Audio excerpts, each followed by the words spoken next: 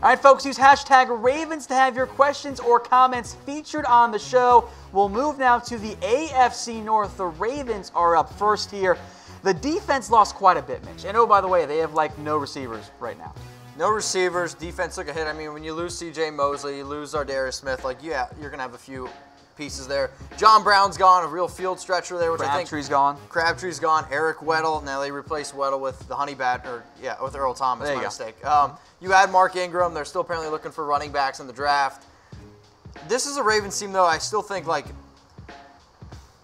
I don't think they're going to beat the Browns, and I don't know what they're going to do with the Steelers, but I have a lot of confidence every single year in what the Ravens do, even if they do want to draft a tight end. It's kind of a new regime here. Eric DeCosta is now the GM. Ozzie Newsome's out. DeCosta had kind of been groomed by Newsome, so it's not like he's a brand new face in the organization. He just has more of a responsibility now. For the Ravens as it relates to round one, I don't think they'll go edge. I think that's an area they need to explore because I like Matthew Judon, but then it's Tyus Bowser, Tim Williams. Are either of those guys ready to go? And maybe not. Maybe they wait till round two, take somebody else. Receiver, though, I think makes a lot of sense. But what because kind they have of receiver? nobody. Yeah, they don't really have anybody right now whatsoever, but could a receiver like a Hakeem Butler? I don't think DK slides all the way to them. He won't.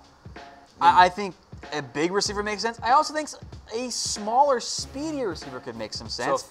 So, like Synceer John says, Andy Isabella. I don't know if he's going to last that far in the third round, but if he does, yeah. Like, I think he'd be a good fit for Lamar Jackson. It'd be a shorter passing game, but he can also stretch the field because he is pretty fast. What about if Marquise Hollywood Brown gets his foot cleared? I think that makes some sense too. Okay. And I think in general for the Ravens, they have so many types of needs at receiver. Who's your slot guy? You really trust Willie Snead there? Who's your big outside X receiver? Who's kind of more of your possession guy? They don't have any of those guys. Name another receiver on the Ravens that's not named Willie Snead. I have the list if you want me to read them off to you right now. Go. Let me see how many names you've actually heard of before. Okay. Chris Moore. Okay, yep. Okay. Janarian Grant. Nope. All right. Tim White. Nope. Jaleel Scott. Yes. Jordan Lasley. Not a real person. Those last two guys were drafted last year. They're not that good. All right. From North Fresh, who do they go after that can help Jackson in the passing game? Bigger targets, perhaps. Kind of like we just mentioned, all of them. Just pick one. I do think a bigger target would be good for Lamar. He can tend to sail passes a little bit. That tends to be his miss from what I've seen on tape. So a big guy like Hakeem Butler or Kelvin Harmon. Who's the best run blocker out of the NFL draft prospects at wide receiver? I don't pay that much attention for run blocking at receiver. I figured if there would be one guy, it would Lil be Jordan you. Humphrey, who's basically a tight end. All right, Sam Rees. Is Garrett Bradbury or Cody Ford a more realistic pick at 22? I think possibly. Now, I think you're looking for an interior offensive lineman because you're pretty set at tackle right now. Because let's be real here. Ronnie Stanley set themselves up well. What are you guys laughing about? I have no idea. All right, anyway. Ronnie Stanley is your left tackle. Orlando Brown's your right tackle. So if you want to put Cody Ford at guard, I think that makes sense. And then if you want to go with Garrett Bradbury, I think that also makes sense. Now, if you're asking either or if that's what you're asking about, that's what producer Brett's telling me, I think Garrett Bradbury makes more sense. I don't know if he's there, but I think he's your instant day one starter at center. They want to run the football. That would work pretty well. Also, I'll throw out a dark horse pick here for the Ravens at 22 that I haven't seen mocked anywhere else. Eric McCoy, center from Texas A&M. That's your dark horse pick there, folks. Sounds good. Let's move on to the Cincinnati Bengals, my hometown team, actually. Use hashtag Bengals to have your questions or comments featured on the show. They've had a weird offseason because they paid money to guys like Preston Brown and Bobby Hart for reasons that I will never understand. I didn't mind picking up John Miller. That's another option on the interior at guard. They didn't really lose all that much either. Okay. Tyler Kroft, whatever. Jake Fisher played tackle for them, is now a tight end because he can't block anywhere. It's weird. And they did cut Vontaze Burfict, which was well overdue. He had to go. He went rogue last year for the Bengals, wasn't playing that well and cost too much money. And now he's in a silver and black. Yeah, there you go. So the question for me, though, in the end, for the Bengals overall, and this is the key thing for their overall franchise. Are they going to actually try to win, or are they going to try to tank? I think they should tank. That, and also, what do you do about Andy Dalton in the quarterback spot? He's got to go. Do you think Dwayne Haskins makes sense for them? I would rather invest in Dwayne Haskins. I know what Andy Dalton is. Raptor gets it. There you go. All right, Raptor, what do we got? Will you stick with Andy Dalton next season or draft quarterback? Okay. I would take almost, I don't want to say any quarterback, but if Dwayne Haskins is sitting there for the Bengals, you at least have an idea, like, what Andy Dalton is. And I'm done watching Andy Dalton. Yeah. I don't want to watch him anymore. I think for the Bengals in particular, I think that there's some buzz with them around Will Grier, maybe in round 2, round 3. Just don't think at 11. For Haskins, I could see a scenario where he's actually the 3rd quarterback off the board. And if he falls to the Bengals, I know the Buckeye Bengal fans will be super happy about that. I think it does make sense. And you could even go with we'll play Dalton for a year and then try and trade him or, cut him or let him walk, whatever, and then move to Haskins, who is still pretty raw in terms of his overall reps there. So North Fresh, meanwhile, wants to know, how many picks do the Bengals have? The Bengals have quite a few draft picks this year. The problem is a lot of them come in the later rounds of the NFL draft. So for the most part, it's pretty straightforward. They have their normal, their 1st, their 2nd, their 3rd, their 4th, their 5th. Then, believe it or not, Mitch, they have 5 6th-round picks. The problem is 4 of them come after pick 197. So you have extra picks, but they're not the most valuable draft selections. So how many is that? Because I am bad at math. It is normal 7 plus 4. Can you do that one for me? 11. There you go. Did it. North, good job. I got you. Gavin White, what's up, my man? Hashtag Bengals. Use it if you want. Those questions on here. Trading AJ Green for Packers 30th before having to pay for his new contract. Making it sound like having to pay is a bad thing there. I would be very surprised if the Bengals did that. But he is also, I think, their most valuable asset on offense, minus Joe Mixon. And if you're not trying to win, maybe get what you can. Yes, I think that makes sense from that logic perspective. It's reasonable to think that could happen. But I think from the Bengals' perspective, Mike Brown wants to make money. He is a greedy miser, has been described within Cincinnati. You trade away A.J. Green, ain't no one showing up to the games anymore. There's no one there. So I think that's a big factor there. Let's move then to your future AFC North champs, the Cleveland Browns. Use hashtag Browns to have your questions or comments featured on the show. No first-round pick this year for Cleveland because they traded for Odell Beckham, which I think is a win for them. This is the most entertaining team in the NFL, I think, right now. All the moves that they're making. You go out, you get OBJ, Eric Murray, but then you're going to get Olivier Vernon, can't read, Sheldon Richardson, really solid up there in the middle for the Browns. And I wish I would have put money down that the Browns are going to win the AFC North like you told me to about 2 months ago, but they still, I think, have a need at safety.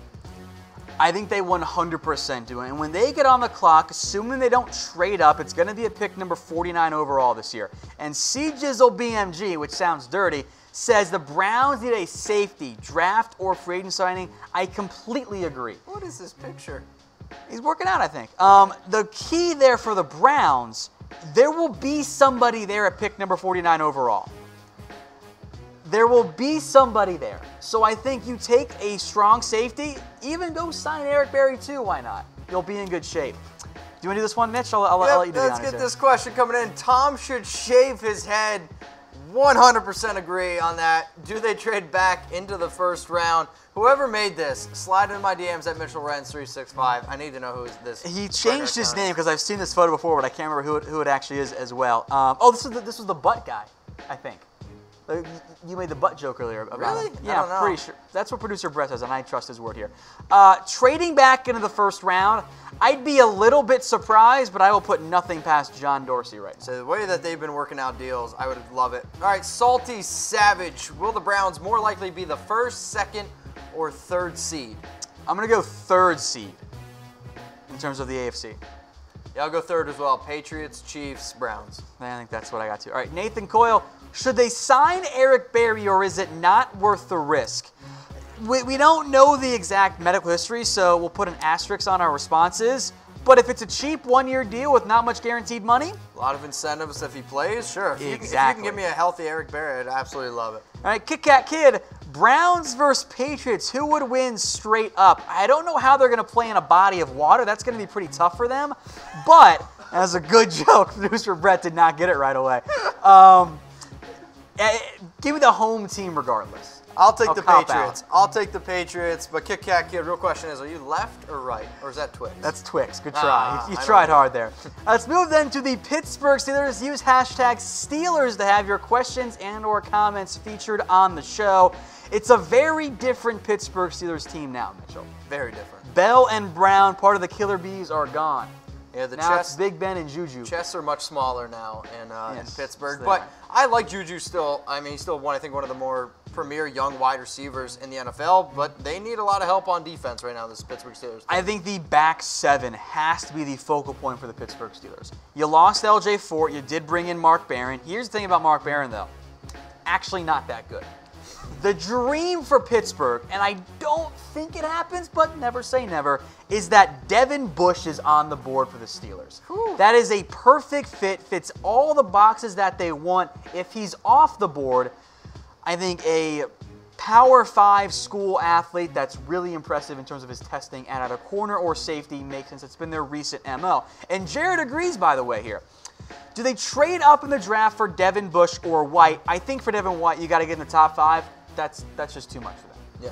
For Devin Bush, if he starts to slide to like number 8, maybe you consider it, but I think you have to jump the Bengals in theory.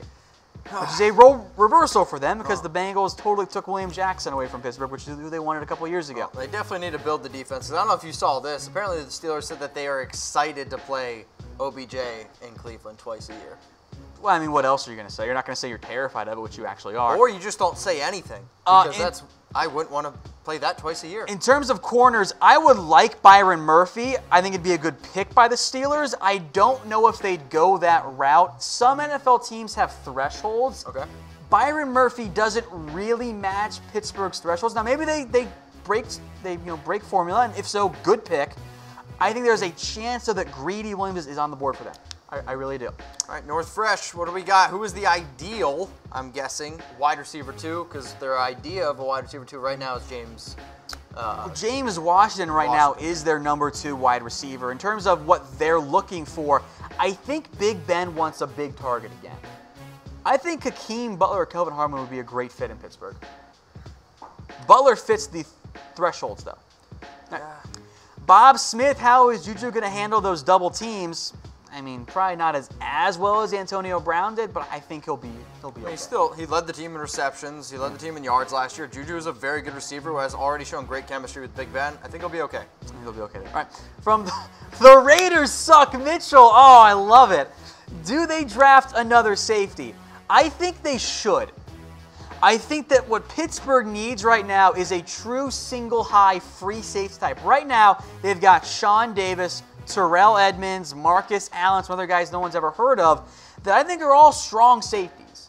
So if you can find an actual single-high free safety, they should have drafted the kid from Wake Forest last year, Jesse Bates. They'd be in good shape. Maybe you wait till round 2 or 3 and you try Deontay Thompson. Just an option. And you are shooketh by that headline. That's a great sentence. The Raiders suck, Mitchell. At this point, I take what I can get. Verndell Porter, what do we got? Mason Rudolph, chance. No. Do you mean give him a chance? Because no. he's your backup. I mean, Big Ben threw for over 5,000 yards last year. Oh, I don't think he means this year. I think he means like Rudolph's chances to be the replacement of Big Ben. No. Be more descriptive. I don't know. I'm taking a chance. Mason Rudolph, I wasn't really big on Mason Rudolph. That's fair.